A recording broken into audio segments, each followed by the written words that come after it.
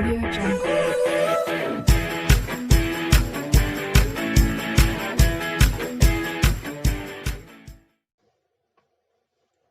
तो स्टूडेंट्स आज हम आपको ठीक है क्लास 8 मैथमेटिक्स का एक सैंपल पेपर जो है वो सॉल्व करके बताएंगे कि आपके एग्जामिनेशन में किस तरीके से स्टूडेंट क्वेश्चंस आते हैं।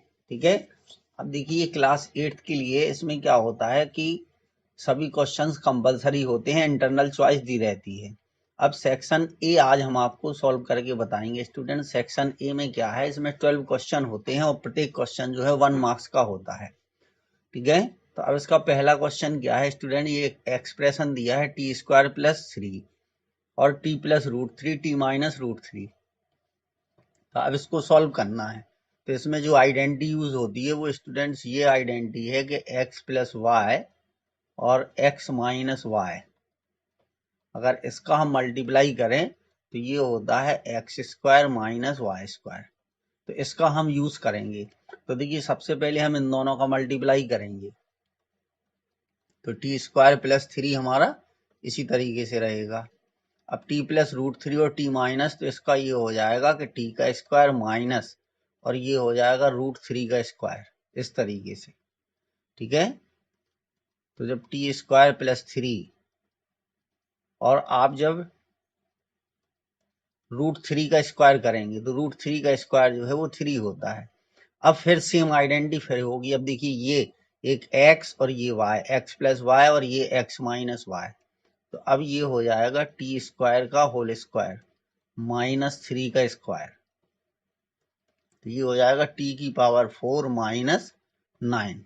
ठीक है, तब देखिए ये इसका ऑप्शन डी करेक्ट हो गया स्टूडेंट्स। फर्स्ट वाले का जो ऑप्शन है वो डी करेक्ट हो जाएगा आपका। अब देखिए नेक्स्ट क्वेश्चन। तो अब इसमें हमें स्टूडेंट्स क्या फाइंड करना है, count the vertices in the following shape.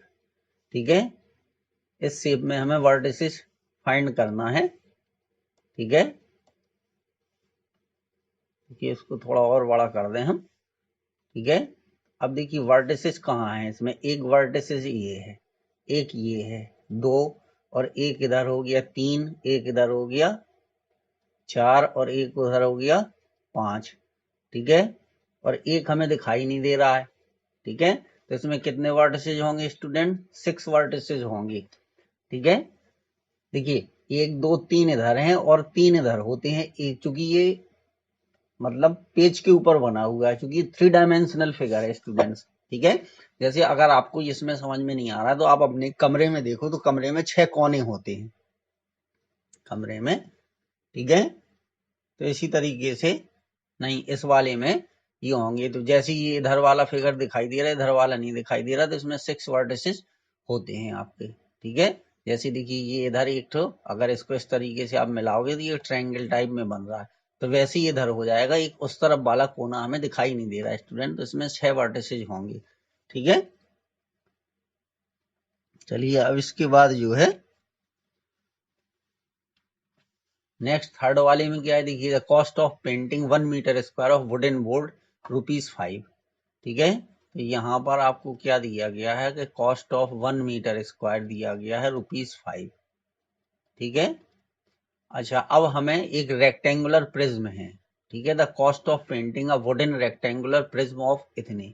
ठीक है, यानी हमें ये क्यूबॉइड दिया गया है, ये एक क्या है क्यूबॉइड दिया गया है। ठीक है, तो इस क्यूबॉइड का जो है ये 4 मीटर दी गई है।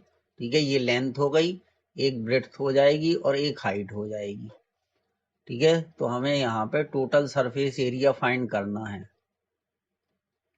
Of a cuboid. ठीक है, और ये कैसा बना हुआ, वुडन बोर्ड है। ठीक है, इतने का एक वुडन बोर्ड बना है। तो टीएसए ऑफ क्यूबॉइड हम फाइंड कर देंगे, तो 2 ये आ जाएगा LB plus BH plus HL। ठीक है, इनकी वैल्यू पुट कर दीजिए। तो अब देखिए कितना है, ये हो जाएगा 5 × 3 प्लस 3 × 5 प्लस, ठीक है 5 × 4। इसको सॉल्व कर दीजिए तो ये आ जाएगा, देखिए 5 3 जा 15 हो गया। ठीक है, और यहाँ पे भी 3 5 जा 15 हो गया। 1 मिनट, 4 into 3 लिखना था मुझे स्टूडेंट, यहाँ पर हमने गलत कर दिया।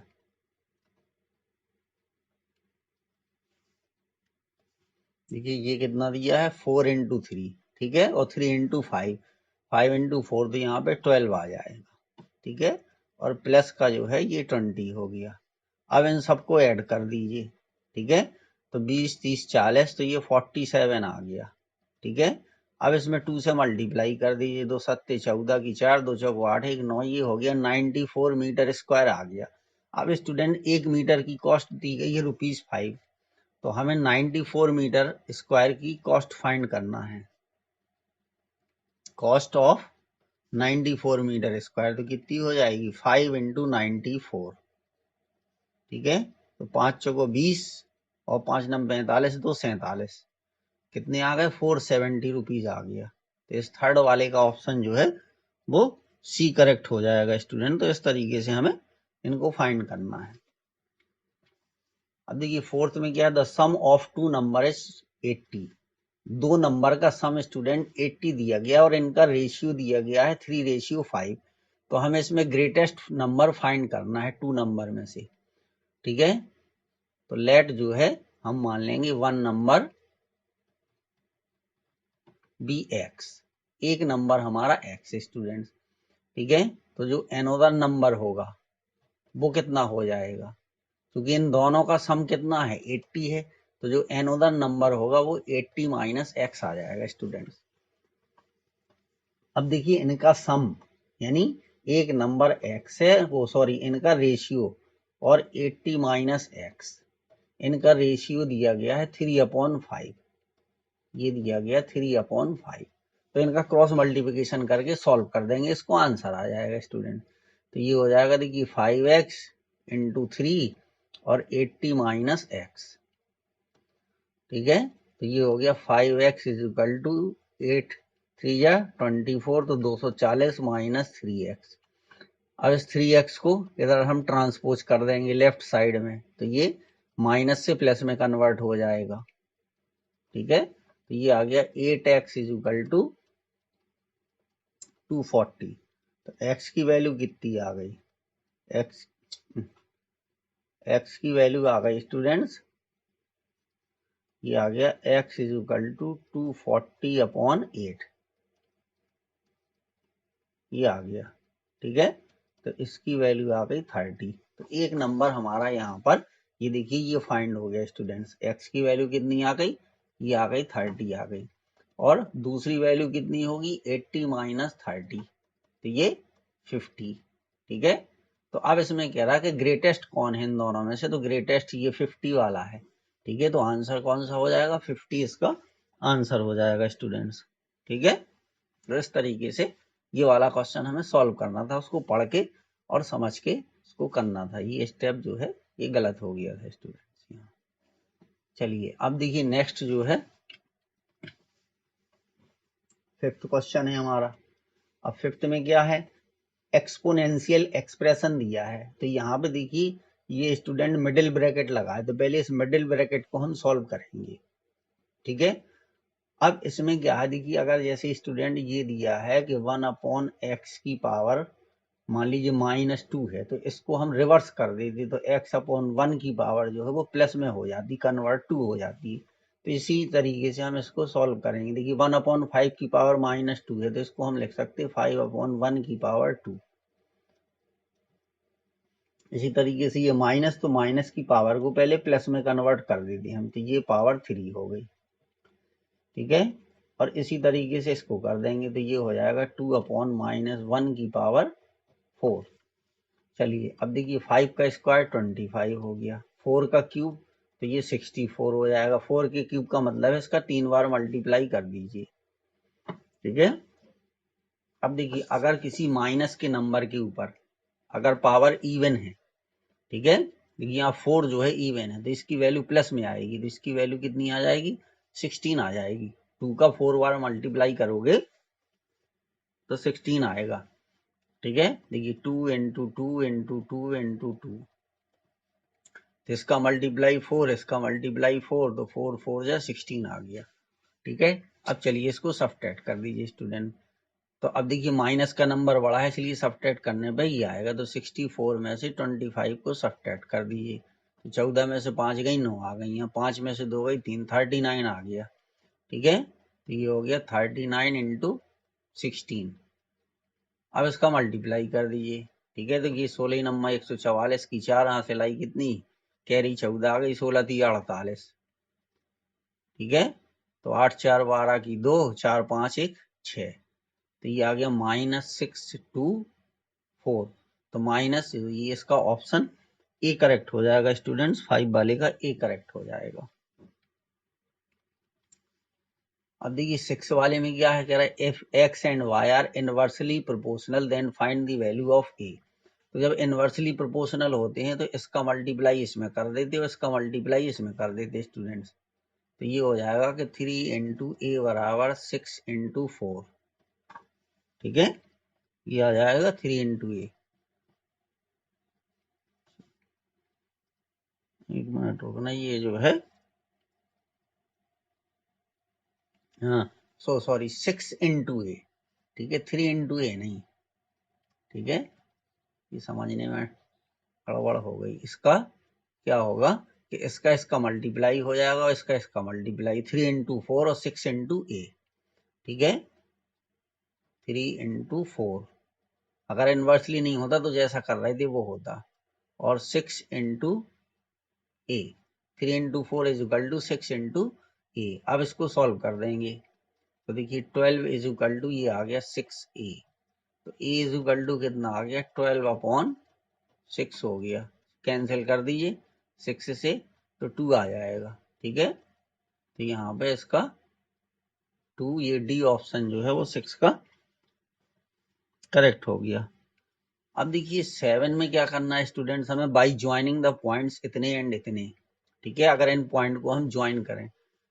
ठीक है, तो ज्वाइन करने के लिए क्या करना होगा हमें। ठीक है, चलिए इसको हम बना देते हैं स्टूडेंट्स। मान लीजिए हमें ये देखिए एक हमने ये लाइन खींच दी और एक यहाँ से खींच दी। ठीक है, अब हमें पॉइंट 1 1 2 2 3 3 चाहिए है।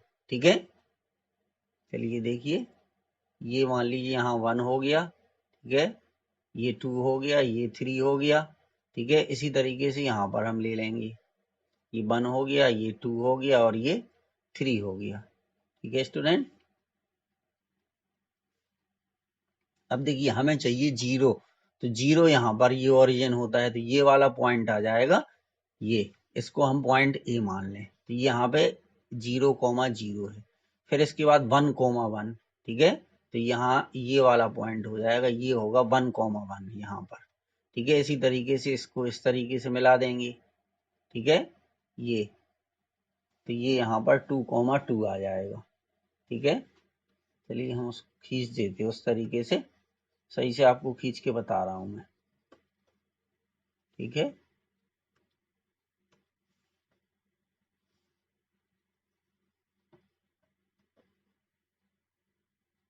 ये हो गया स्टूडेंट्स। ठीक है, अब देखिए मान लीजिए हम यहाँ पे हमारा 0,0 है। ठीक है, यहाँ पर ये 0,0 हो गया। अब इसके बाद जो है हमें यहाँ पर ये हो जाएगा, ये 1 यहाँ पर और यहाँ पर 1, ये 2 हो गया और यहाँ पर ये 2 हो गया स्टूडेंट, और ये 3 हो गया। इक्वल डिस्टेंस पे ये पॉइंट हम ले लेंगे। ठीक है, अब देखिए हमें इसको ज्वाइन करना है। तो ये यहाँ से इस तरीके से ये 1,1 हो गया, और यहाँ ये लाइन हमने खींची और यहाँ से इसको ये ज्वाइन कर दिया। ठीक है, और यहाँ से इसको ऐसे मिलाएंगे। ये हो गया। ठीक है, अब यहाँ से एक लाइन हम खींचेंगे जो तीनों पॉइंट से होकर के स्टूडेंट्स जाएगी। ठीक है, ये इस तरीके से बन जाएगी। ठीक है, तो ये हमें यहाँ पर क्या मिला स्टूडेंट्स, ये देखना है हमें कि यहाँ पर मिला क्या है आपको। ठीक है, तो यहाँ पर ये हमें एक स्ट्रेट लाइन मिल गई। क्या मिल गई? एक स्ट्रेट लाइन मिल गई। तो यही हमें बताना है कि इन पॉइंटों को ज्वाइन करने पर हमें क्या मिलता है। ठीक है, ये वाला 1,1 हो गया। ठीक है, ये 2,2 हो गया, ये 3,3 हो गया। यहाँ पर ये पॉइंट 3,3 का मतलब है कि देखिए यहाँ से यहाँ तक की वैल्यू ये 3 हो गई, और यहाँ से यहाँ तक की जो वैल्यू है वो 3 हो गई। तो इसी तरीके से 1, ठीक है, तो ये 1 हो गई इधर, और ये 1 हो गया इधर। ठीक है, और यहाँ से लेके यहाँ तक ये 2 हो गया। ठीक है, और यहाँ से लेके यहाँ तक ये 2 हो गया। तो इस तरीके से इसको बना देते। ठीक है, ग्राफ के ऊपर भी उसको बनाया जा सकता है स्टूडेंट्स। अब देखिए 8 क्या है? The rational number whose reciprocal is not a rational number. तो एक हमें ऐसा रेशनल नंबर बताना है जिसका रेसिप्रोकल रेशनल नंबर ना हो, तो वो स्टूडेंट्स केवल 0 होता है। ठीक है, तो देखिए 0 को हम लिख सकते 0/1। ठीक है, और जब हम इसका रेसिप्रोकल लिखते हैं तो ये रेसिप्रोकल होता है 1/0। ठीक है, ये 1/0 होता है, और 1/0 की वैल्यू जो है आज तक हम फाइंड नहीं कर सके, इसलिए हम उसको बोलते हैं नॉट डिफाइंड। क्या होता है स्टूडेंट्स? नॉट डिफाइन होता है ये। ठीक है, अब इसके बाद जो है ये क्वेश्चन नंबर 9 है। ठीक है, which of the following is a polyhedron. ठीक है, तो पॉलीहेड्रॉन जो है वो एक क्यूबॉइड होता है। ठीक है, और क्यूबॉइड इसलिए होता है स्टूडेंट्स, इसके चूंकि इसके फेसेस जो है वो कॉन्ग्रुएंट होते हैं। क्या होते हैं? बिकॉज इट्स फेसेस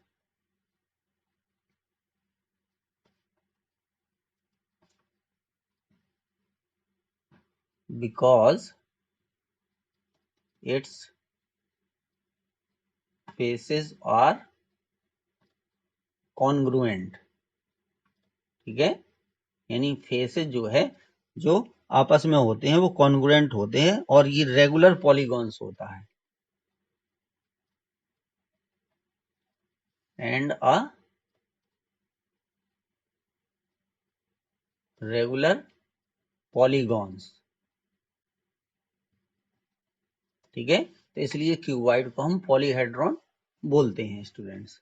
ठीक है, अब देखिए 10 में क्या है? Which natural number is equal to its cube.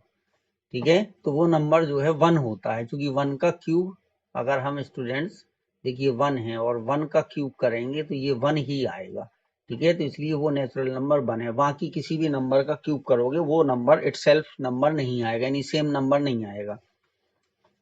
अब 11 में क्या है? सेलिंग प्राइस 380 है एंड सेल टैक्स इज 4%।